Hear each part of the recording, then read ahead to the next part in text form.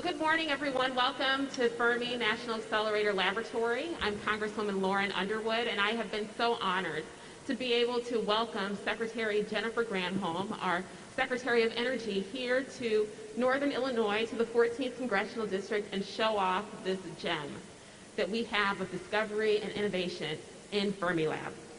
In our tour, we met some of the most talented scientists and innovators across the world, not even just here in the United States, and heard about the level of discovery and international collaboration that Fermilab has become known for.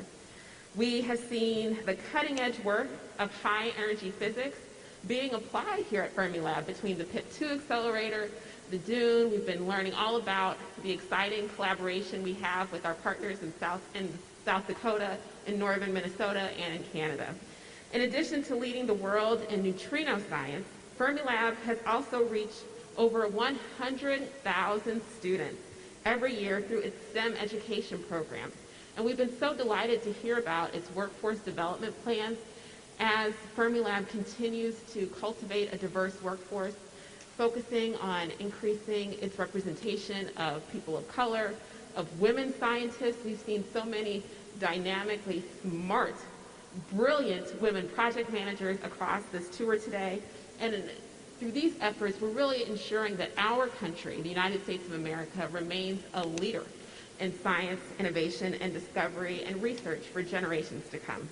And this is why I have been such an outspoken advocate of robust annual appropriations and funding for Fermilab to receive year after year, so that Fermilab and our other national laboratories continue to have the level of federal investment that they need to solve some of our most pressing issues facing our country, whether it's climate change, the impact of lifetime chemicals like PFAS, and understanding the basic questions of our humanity, questions about matter and dark matter and these neutrinos and all the other problems that they're solving.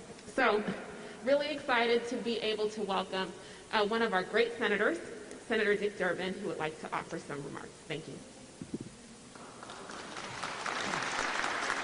Thank you, Lauren. Welcome, Secretary Granholm. It's an honor to have you here at Fermilab, and the governor and the delegation are all happy to show off Fermi. We're so proud. The year was 1967. The greatest enemy of the United States of America we knew had the bomb, but in 1957 they did something that scared the living hell out of us. They launched the first satellite into space. Soviet Union launched Sputnik in 1957. It was the size of a basketball. As it circled the Earth, we were shivering to think what was next coming out of the Soviet Union. What was next, frankly, was historic. Congress decided to do something positive in that existential moment. We created a program which still lives on today and doesn't really get credited for the Sputnik moment as its genesis. It was called the National Defense Education Act. The National Defense Education Act was the first effort by the federal government of the United States to loan money to students to go to college. It's today's student loan program. I happened to be in the original NDEA program when I went to college and law school. We then saw the most dramatic increase in enrollment in colleges and universities in the history of the United States, maybe of the world. And we realized that that was what we needed to do. We needed to put the men and women of America to work with securing college educations and preparing to fight this battle that we had with the Soviet Union in terms of the future of space and other things. Well, a lot of things were generated as a result of that educational effort and the fear of the United States about the Soviet Union after Sputnik. That little basketball satellite that was circling the Earth was sending out a radio beep every few seconds. Some people in the Jet Propulsion Laboratory in Baltimore said, you know, I think we have a way of determining exactly where that satellite is circling the Earth and how fast it's going by something called the Doppler effect. Now, I won't explain that to you because I'm a liberal arts major and I didn't take that course. But the net result of it was a challenge to those scientists. Well, if you can figure out where that satellite is and how fast it's going, can you then extrapolate information about where you are taking that information? They set out to work and they achieved it. And the net result of it is something we carry around, at least partially, in our pockets every day, a GPS that is really based on that knowledge that came out of that situation, that existential moment. America is at another existential moment. Governor Pritzker joined us and several of the members of the delegation in Scotland just a few weeks ago to talk about climate change and global warming and what we as a globe, as a world, will do in response to it. We came up with some good ideas, but there isn't a single person who's complacent in believing that we have this under control by any means. We need to dedicate political effort, but we also need to dedicate scientific effort. We need another Sputnik moment when we talk about climate change and global warming. And we can see at Fermi what happens. I'm delighted to see so many Italians here. I think it's a great thing. Yes, and I want to tell you, it's time for this delegation to go visit Italy and figure out where these scientific ideas are coming from. But seriously, it's an international effort, as it should be, in tackling this climate change challenge.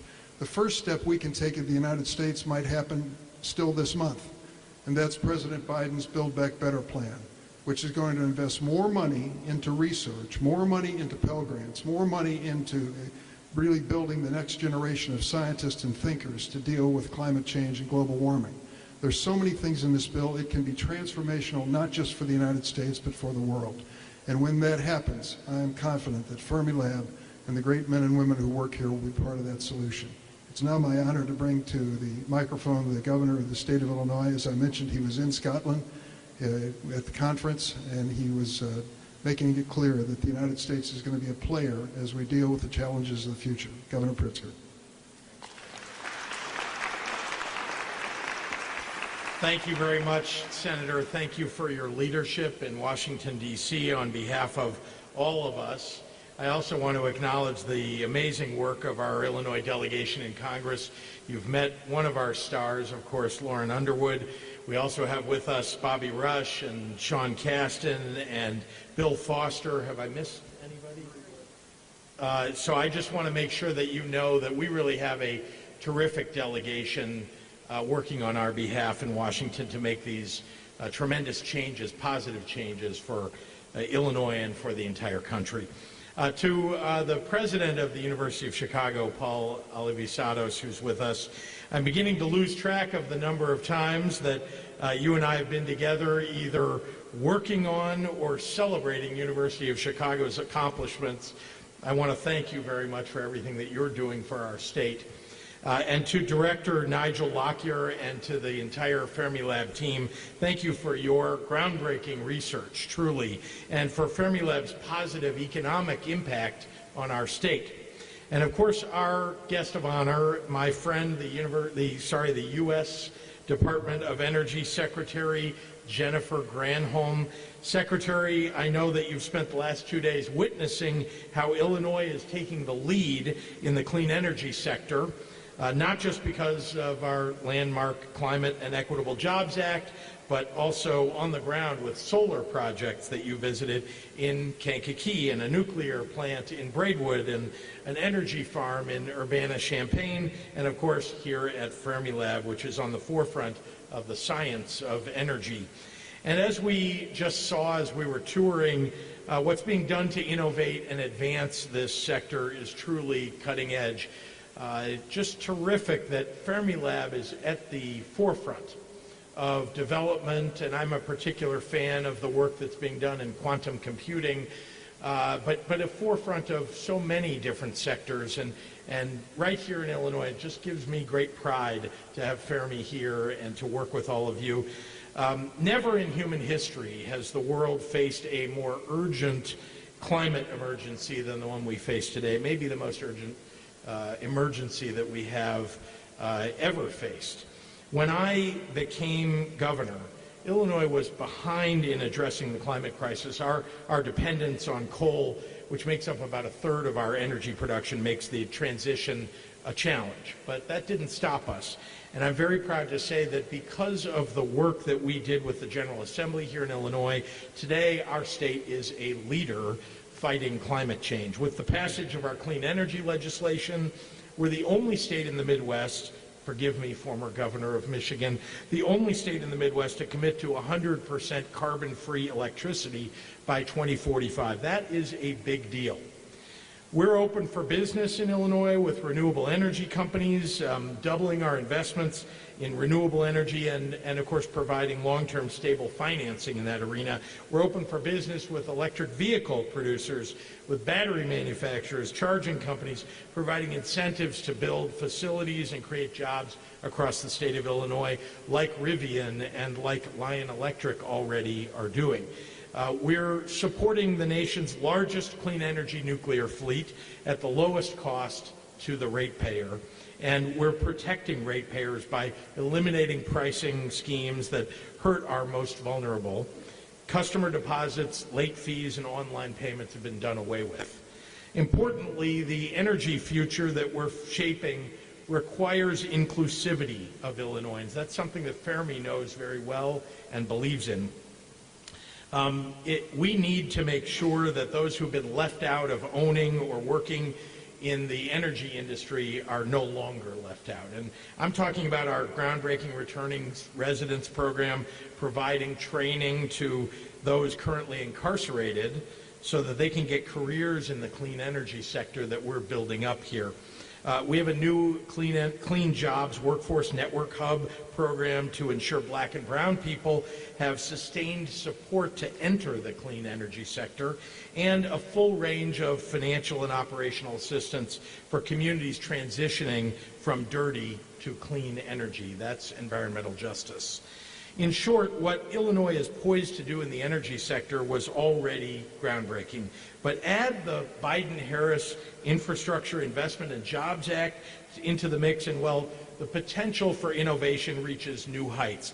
And then add to that the promise of the Build Back Better plan, that when it comes to the options and the opportunities that shape our daily lives, Americans deserve far more than they've gotten, and it is time to pass the Build Back Better plan. It's a promise, and here in the largest state in the heart of the Midwest, there is one state that is ready on day one.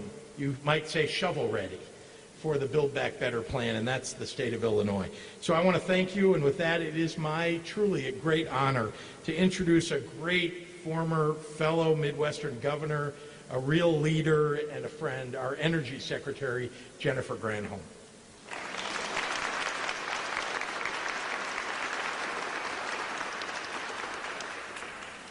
Thank you so much, Governor Pritzker, for joining us today, and also for the warm welcome and the unbelievable leadership you are displaying in clean energy, among many other things. I do want to acknowledge and thank this delegation, particularly Congresswoman Underwood, whose district this is. And I had coffee with her this morning, and I said, what is the one priority that you have that I can be helpful? She said, Fermilab, Fermilab, Fermilab.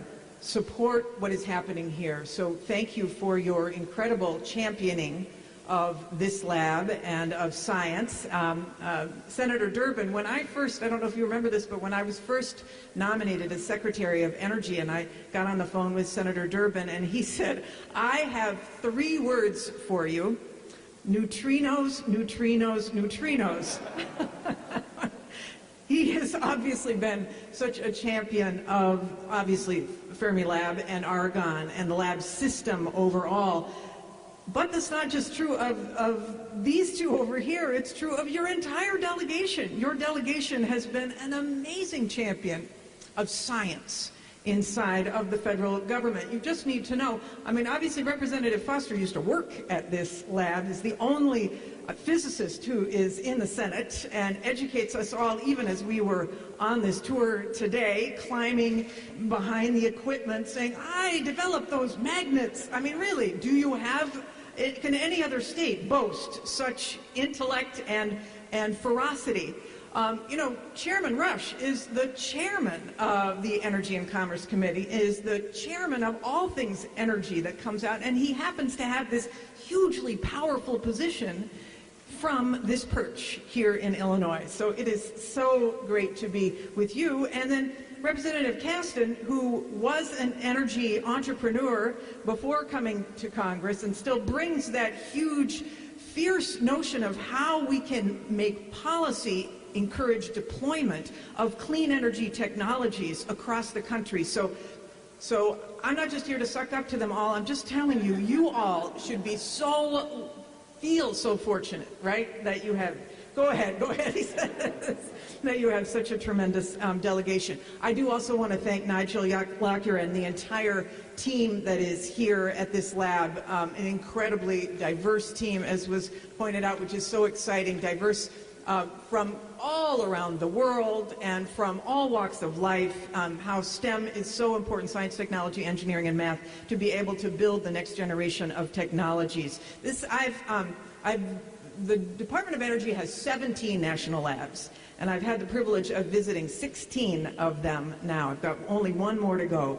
And the 17 labs are really the jewels of the science ecosystem inside of the United States, really the world.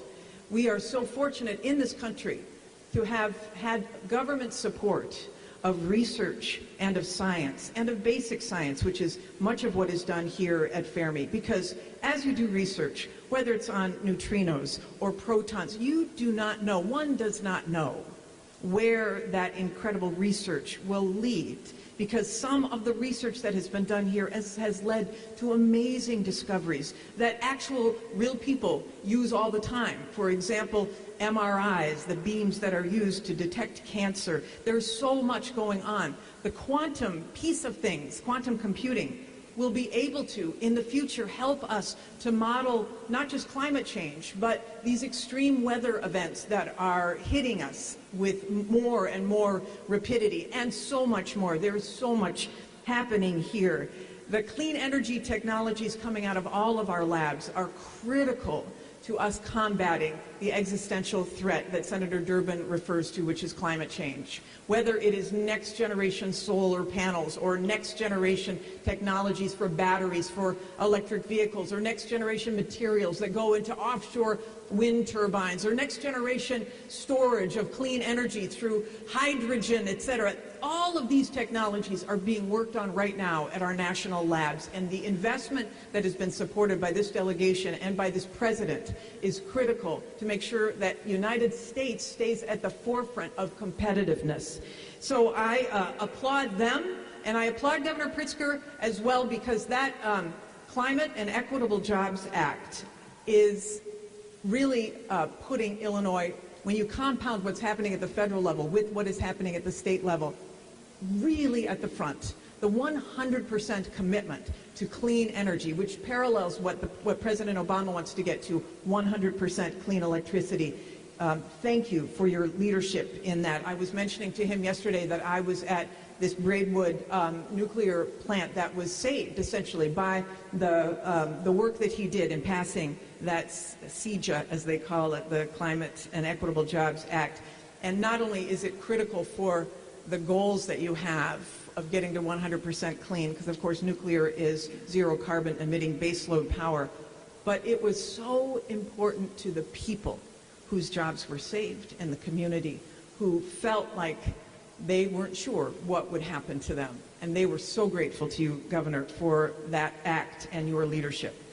That is exactly the kind of leadership that the President is exhibiting with the bipartisan infrastructure law and with the Build Back Better agenda. I just have to acknowledge what is specifically coming out of the bipartisan infrastructure law that will benefit you all here. So there is $16 billion in that law for upgrading, for example, the transmission grid. You've seen pictures of the grid falling over the Mississippi River after a hurricane, or the grid causing wildfires in many places, or the grid being impacted and power going down because of floods. We have a grid that was built in the 50s, and we need to have a grid that is built for 2021 and beyond. And so the investments will allow us to make that grid hard, to make that grid resilient, to make that grid resilient from cyber attacks as well. $21 billion in that bipartisan infrastructure law that everyone back here voted for demonstration projects, like the one I saw yesterday at the University of Illinois, which was a carbon capture and sequestration project attached to the plant there at the university. That kind of next generation technology is what the President envisions when he wants to invest in America and build back better. $6 billion on the federal level to keep the existing nuclear fleet online, so we don't take down zero carbon power. $7.5 billion for a national electric vehicle charging station investment, meaning $7.5 billion to see 500,000 charging stations, which will complement what the governor has in the Climate and Equitable Jobs Act, so that Illinois, for those of you who want to purchase electric vehicles and you don't know where you're going to charge up, we want to make sure that especially in areas where charging stations do not exist, that you have an option of charging your vehicle. And in fact, your specific allocation, you all will get $149 million from that for electric vehicle charging, which will nicely complement what you are already doing, right? You'll also get, specifically Illinois, $11 billion for upgrading your roads and bridges. That's a huge amount of money that you will get in Illinois. You'll get $4 billion for your public transportation system to make sure that it is clean and reliable. Bravo. You will get $100 million for broadband to make sure that high-speed internet is accessible to every pocket of this state. If you want to have a state that has an economy that is roaring, that means you have to provide access to that economy to every pocket. And that's what that $100 million will do. You will also get $1.7 billion for safe drinking water, and that means that families who are living in homes with lead service lines and children who are susceptible to lead poisoning as a result, schools that are susceptible to lead poisoning, you'll get $1.7 billion to replace those lines and make water safe. And for a state that has one of the very busiest airports in the country, if not the busiest at many times, you will also get $616 million for airport infrastructure. That you need as well, I can attest. So all of this is to say that between what is happening with your leadership on the state level and between what your congressional delegation is bringing home to Illinois, you are fortunate indeed, and you are fortunate as well because you have the investment in science and technology to ensure that Illinois will continue to lead. Don't tell anyone in Michigan I said that, but I am really excited for you and your leadership. And Paul Alvisados, so glad to see you here. University of Chicago being a very important partner in all of this propulsion of Illinois forward. Thank you all so much. Are we going to ask you questions? And I encourage anybody to come up here and feel free to. Madam Secretary, it looks like I'm the only one here to ask questions. And they'll give you a mic so you can hear me. There you go. You did speak to one of the questions I had, which is the dollars that would be coming to Illinois. Can you speak more generally just about your trip here to Illinois? I know you mentioned you're coming here to see part of the lab. So why Illinois, and what have you seen here that maybe has most impressed you? Yeah, well, this lab obviously is so utterly impressive and mind-blowing. You know, we're going to see a huge investment here in this deep underground neutrino experiment.